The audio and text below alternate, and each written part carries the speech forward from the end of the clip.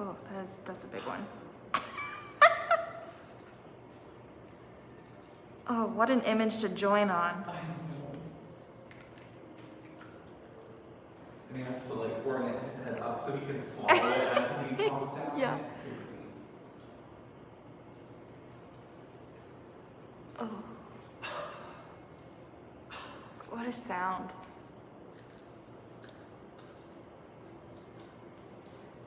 All right, y'all, we're going to get started. Thanks for joining us for another Take a Break with Jake. My name is Jake, and I'm here with my buddy Wilbur. Wilbur, of course, is a Palawan Binturong. Now, you may have seen Wilbur before. He was actually born here at the zoo a little over 5 years ago. Yeah, he'll be 6 in November, or maybe he'll be 5 in November. Time flies. He was born in 2015 in November on the 7th. So he'll be 5. Yeah. That's math. We did that. Mm-hmm. We worked it out. So he is an adult Bentorong.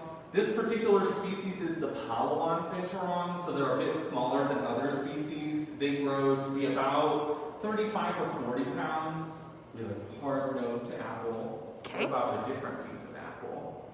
Also no. He knows I have more banana. How about that apple? How about them apples? Maybe? No. Anyway, so he is about 40 pounds now, and that's a good size for the Palawan Binturong. The other species of Binturongs can get quite a bit larger, like upwards of 60 pounds, but all Binturongs live over in Asia. This particular species lives only on the Palawan Island, which is in the Philippines. So it's a really beautiful island, very tropical, but the temperatures there don't get crazy hot. So they can have this gigantically long fur and not melt to death left and right. Here in Tennessee, Wilbur and his cousin Willow, who's our other ambassador Binturong, love to stay inside most of the year, especially during the summer because it's so grossly hot here. But in the winter, they will go outside and they'll explore, and oftentimes at night when it's cooler, they can go outside and be comfortable. But he really doesn't like being outside if it's over 78 to 80 degrees. I mean, that's pretty fair for me as well. Yeah. I don't blame him one bit. So Binturongs are really cool creatures. They're part of the vivarid family. Vivarids are animals like binturongs, civets, genets. It's a lot of animals that most people may not have heard of before, but they all have similar dentition and skull structure and behavior that kind of lumps them together. And the binturongs are technically classified as carnivores, but they eat a little bit of everything. So today I'm obviously feeding him a lot of different fruits. I'm offering him apples and pears and grapes, and of course his favorite, which is banana. But they can also eat things like small mammals, birds, lizards, eggs, whatever they can find in the forest, they will eat. So here at the zoo, we give him biscuits, which are made specifically for animals like him called omnivores. So animals that eat fruits, vegetables, and meat. So we can offer him those kind of like you offer your dog or cat kibble at home, which gives them all the nutrients that they need to survive, as well as fresh produce like he's getting today. Sometimes he really likes cooked sweet potato, other times he turns his nose up at that, and then he always gets a hard-boiled egg, and that's his favorite thing to eat when he's in his house. But he's weird because he doesn't like people to see him eating his hard-boiled egg. So that is a peculiar habit. You know, for years I've tried to get him to eat the hard-boiled egg, like out on displays or in shows or encounters. He's not into it. He only will eat it behind the scenes.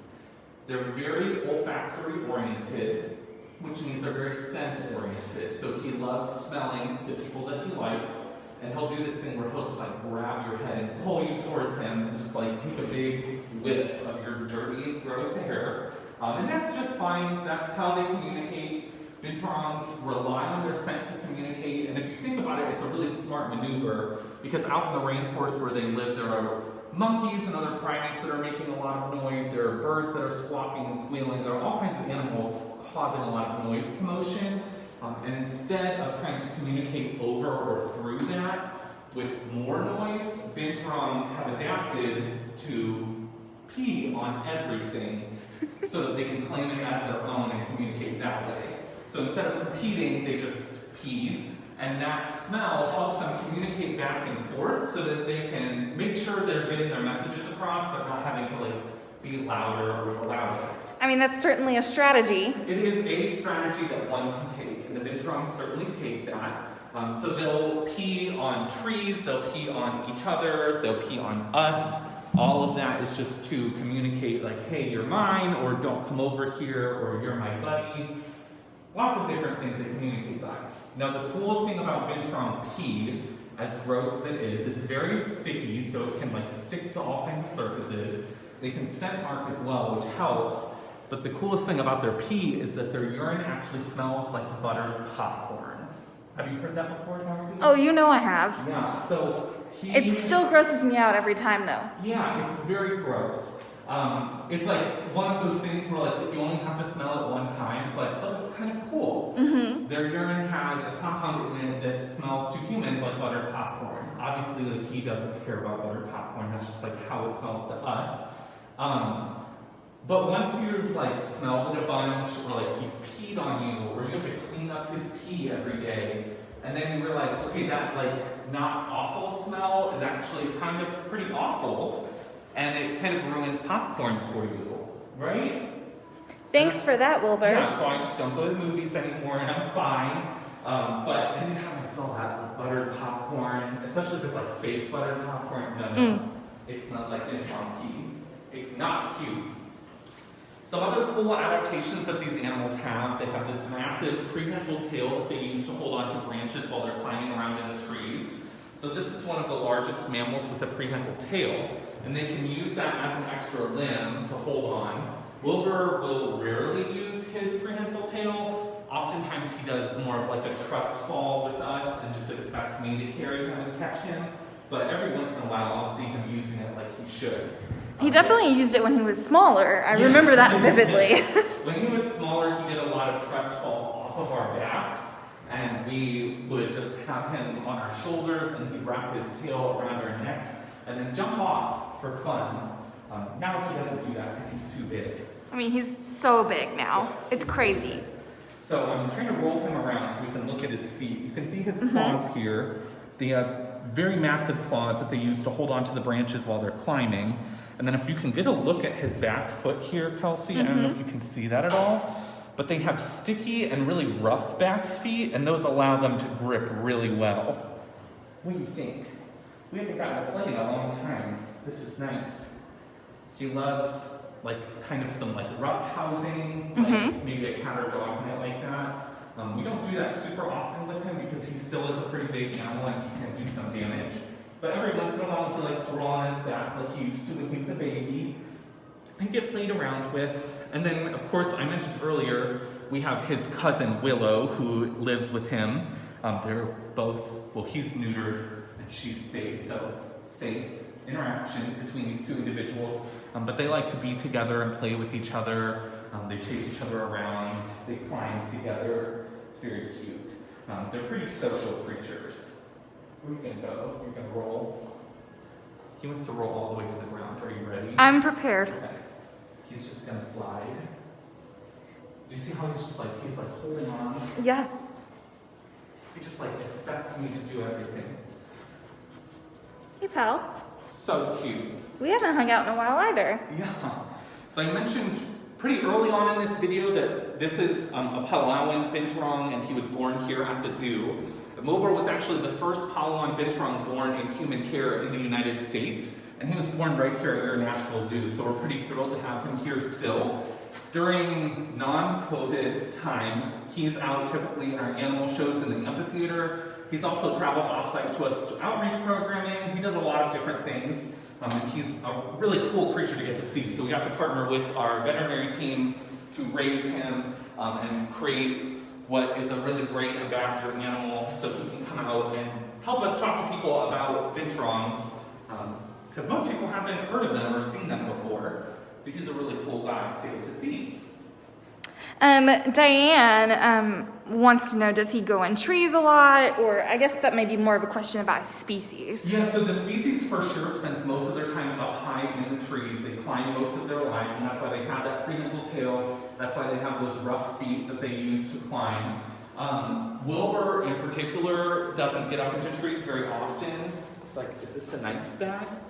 Let me Let's move just this. tap Yeah. that. So he doesn't get up in the tree super often, but every once in a while he'll climb a bit. His enclosure here at the zoo has a lot of different climbing structures in it. I have a hammock that I'm going to put up for him soon so he can sway and nap, which is really cute. So they definitely are arboreal and like to stay up high in the trees. And as you can see, he's just sniffing around. He hasn't been allowed to like come into the VIP room very frequently because he's kind of messy and he kind of just like claims everything, and he also smells. So he is really getting a fun time today, getting to just explore and see all the different smells that are in here, all the different creatures that we bring in here, and people as well. Do you have any other questions so far? Dominic's wondering, what kind of training did you do with him? So a lot of the work that we did with Wilbur was desensitizing him to a variety of different settings. So we would take him out in cars to all kinds of different locations so that he'd be comfortable with that. We'd have all kinds of different groups of people around him, different noises, different sound, or that's the same thing, different noises, different sights is what I meant to say. So like we'd take him to random places around the zoo. We'd bring strollers around so he would get used to that. A lot of stuff that's just like getting him used to everything. And then some of the more formal training, one of our previous coworkers did a lot of target training with Wilbur. I have a really good relationship with Wilbur. For whatever reason, he's like chosen me as his buddy over the years. So I trained him to like allow us to put a harness on him so that we could safely take him outside. And it's really just used as like a fail-safe in case Wilbur somehow decides that he doesn't want to be there anymore and I haven't read the situation properly, then I can still remain in somewhat control of him and what's going on around him. As you see me kind of like interact with him, you'll notice that I'm pretty informal, I'm pretty relaxed with him, and that's just because I've been working with him since he was this big. And I'm fortunate to know his behavior well enough to know like what's safe and what's not. He's still very much not a pet. He's not an animal I would want in my house, nor should I have in my house. Exotic animals really are not good pets for most people. They're much better left to zoos and, folks who know what they're doing and know how to take care of them. Wilbur is a very particular animal. He has really just 2 or 3 of us here at the zoo nowadays that he's friendly with. And even then, like, that can change at the drop of a hat. And what that looks like is he has almost inch-long canine teeth that he can use to bite. He has those giant claws that I showed you a little bit earlier. He can scream and bark, and those are his like precursors to biting. So there's a lot to him, more than we're just kind of seeing now. This is like in a very good mood. In the most ideal of situations, this is how he reacts. Yeah, several people have mentioned, he seems so friendly, and this is definitely him seeming friendly today. Yeah. What my coworkers and I have noticed is that, because he really likes me, he's generally really laid back when I'm around. Mm-hmm. It's a lot to do with like the amount of time that we try to spend with our animals to build that relationship to make sure that they're comfortable with us and that they trust us. Because once he trusts us, he knows that like I'm not going to put him in a compromising situation. I'm not going to make him do anything he doesn't want to do, and I'm going to take care of him all the time. So he doesn't have to worry about anything, and that allows him to be a lot more comfortable and more relaxed. So pre-COVID, I was working a lot with him on pulling onto a stranger's shoulder so that we can incorporate that into our encounters and our experiences. But even before that, he was allowing people to touch his tail, which is a really cool experience for folks to get to feel how coarse this fur is, and usually quite sticky as well. His fur texture is really unique, I think. Yeah. At least as far as like your animals go, like I can't think of any other animal that you have that's like this. Yeah, so this is, the closest thing we have to this is sloth fur, because it's really long and really coarse, but Wilbur's fur is always covered in urine, so he is very sticky to the touch. Like, it's all over me, it's all over my hair, it's very gross. But they're really cool creatures because of that. And again, he's just exploring around here. He's, this room is safe for animals, and so we allow him to just kind of do his thing, check everything out. This is really good enrichment for him in the wild. Animals like Bentorongs will be roaming all over looking for food. And during their pursuit of food, they're going to be coming across different settings and different situations.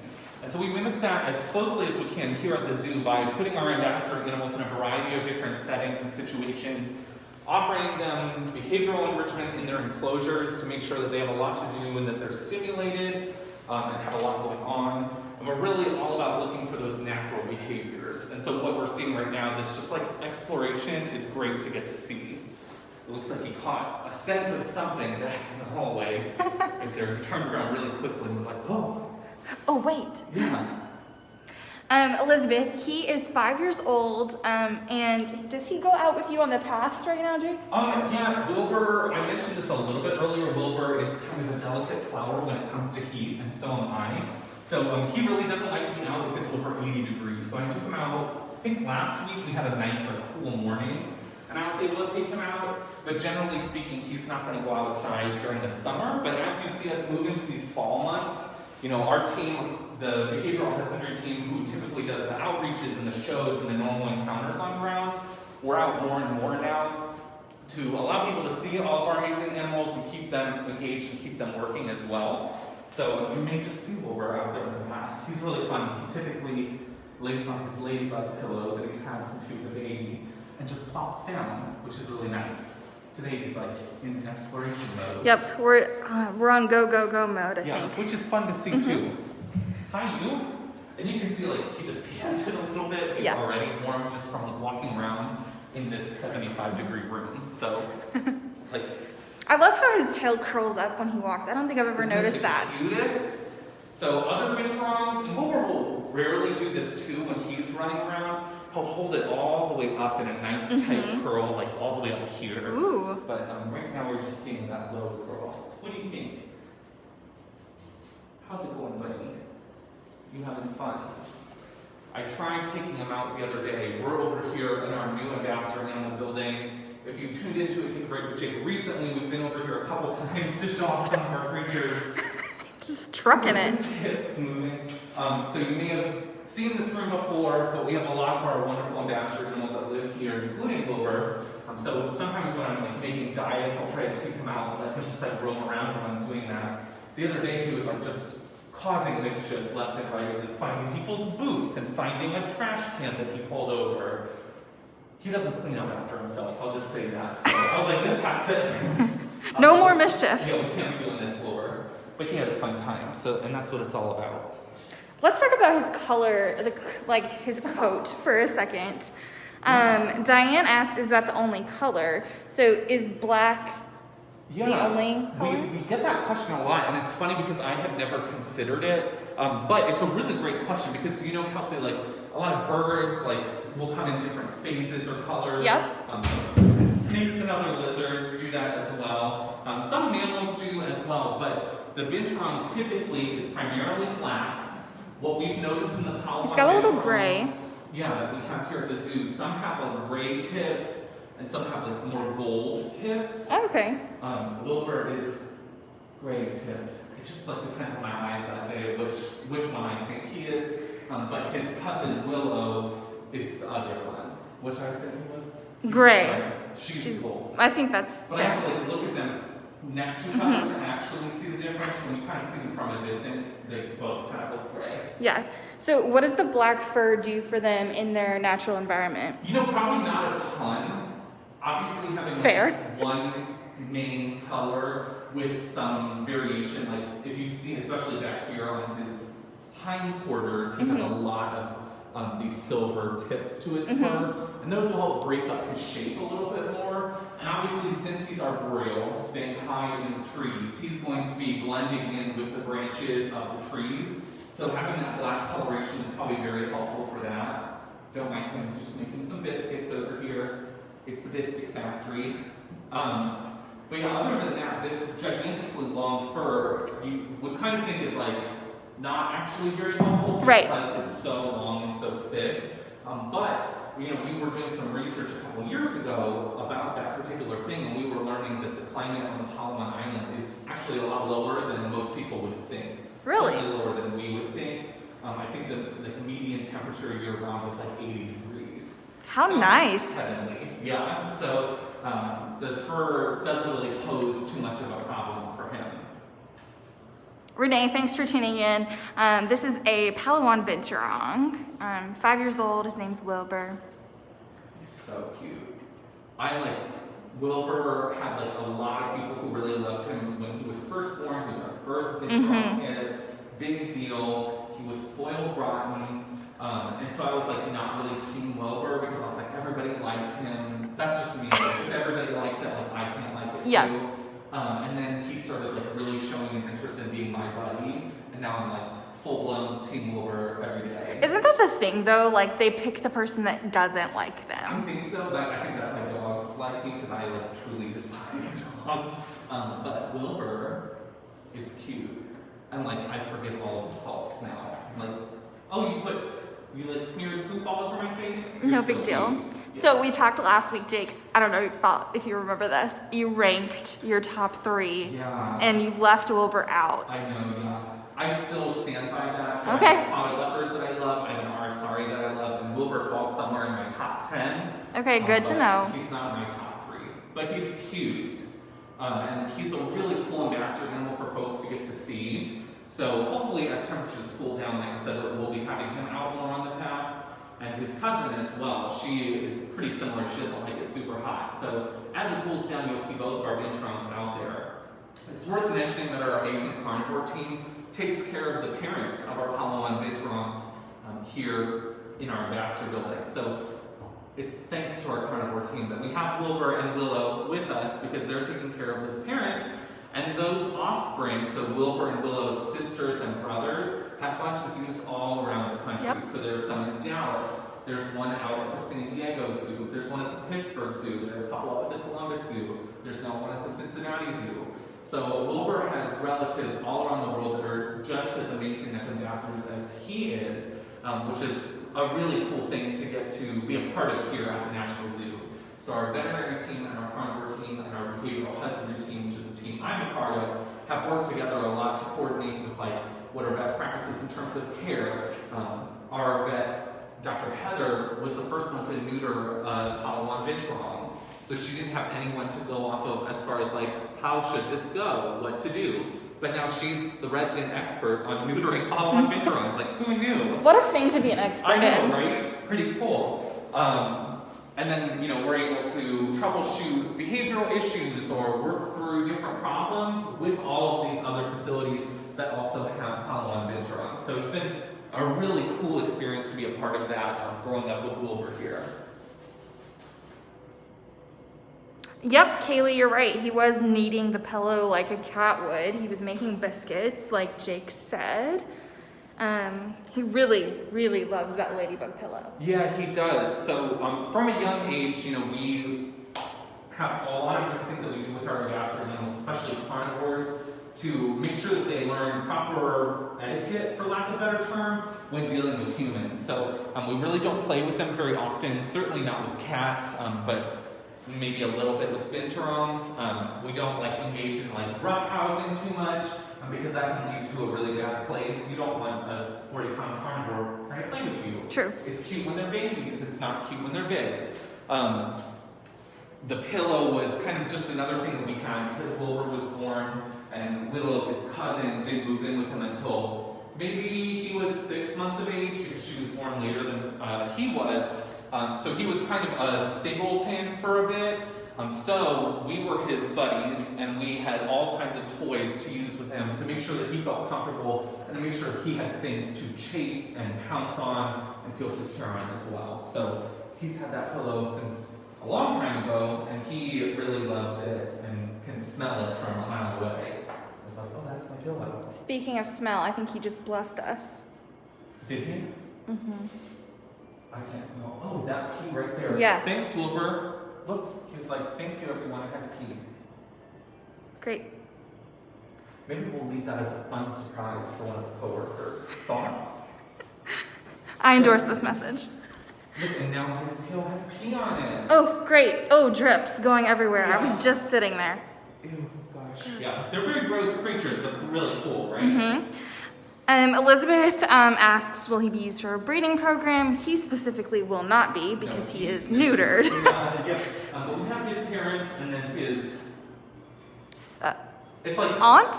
aunt and uncle, I guess, something like that, here at the zoo, and they are part of the breeding program. Connie, we kind of talked about his fur texture a little bit earlier. It is soft, but it's also very coarse. Yeah, it's super coarse, huh? He has really cute, I don't know if y'all got to see, on his ears, he has the white fur right around his ears, and that's his softest fur on his ears. And he lets me touch his ears every once in a while when he's really relaxed, and it's really fun. He's like, not right now, I'm on a prowl. Gotta go. That's where I can drag my key to. Thanks, pal. Don't go in it again. We don't need that. So funny. Any other Binturong thoughts or questions? I don't think I see any. Although, did we talk about the bearcat nickname? I don't think we have yet. So, Binturongs are also known as bearcats. So did you just rip into this trash bag? Dangerous, huh? So bearcats are also known as Binturongs. And that's because they have a lot of characteristics. Gosh, there's so much pee. So much pee. They have so many characteristics that kind of make them look like a mix between a bear and a cat. They're not related to bears or cats. They're in a family called Viveridae, which I mentioned a lot earlier. But you can kind of see the resemblance. A lot of people here at the zoo, I love hearing like what people think he looks like. So a lot of times after our shows last year, he would come out with me and hang out, and people would be like, he looks like a raccoon, he looks like a red panda. Yep. You know, it's very fun to see like what people come up with. One time someone was like, he looks like a bird. What? Yeah, and I was like, I don't see that, but I'm not going to say you're wrong.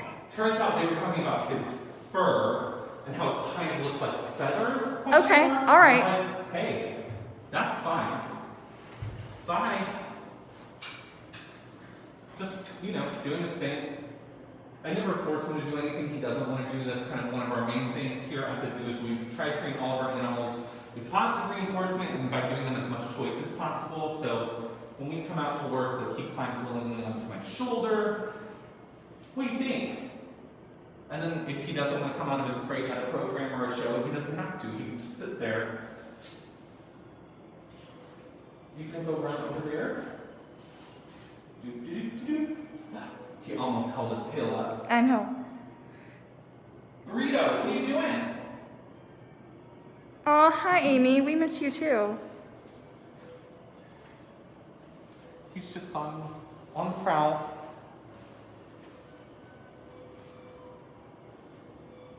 So maybe we'll get one good last look at him and see if there are any last questions. Yeah. Okay. I don't see any. Jake, what is your favorite thing about Bentorongs? Oh, about Bentorongs just in general. Yep. I think one cool thing that I didn't mention yet is Bentorongs are considered cathemeral. And cathemeral is like a very... That's a new vocab word for me. Yeah, it's like a kind of newer concept in general as well. Cathemeral, it's spelled cat hermal, if that helps. So that is a fancy word that basically means they're awake when it's convenient for them to be awake, and they sleep when it's convenient for them to sleep. So throughout the day, you may see Binturongs up, foraging for food, napping, going to the bathroom, getting water, interacting with enrichment, or you might just see them like dead asleep, not waking up for hours. Like that's just how they roll. In Asia, in the rainforest, a lot of them are kind of more seasonal forests, and that means that there's only good, crop produce growing for them certain parts of the year, so not all of the year. And so, in different times and in different seasons, they may hunt or look for food at different times. So that is kind of a really cool fact about Bentorongs. And into the pea. Yeah. Do you want to come back up here? He's just going to sit in his pee. Literally sitting in the puddle. Are you going to poop there too? Great. That's why wild animals don't make good pets for people. Are you pooping? No, he just has to pee more. It's fine. Good. Make the puddle larger. Crisis averted. All right, well, Kelsey, I have some cleanup to do. Both of the room. Look, my fingers are stuck together with his urine. That's what happens, y'all. They're Gross. a little sticky. So I'm gonna clean up the room, I'm gonna clean up myself, I'm gonna clean up Wilbur, and then we'll catch y'all next week for another Take a Break with Jake. Thanks so much for joining us, everybody, and have a great day. Bye, everyone.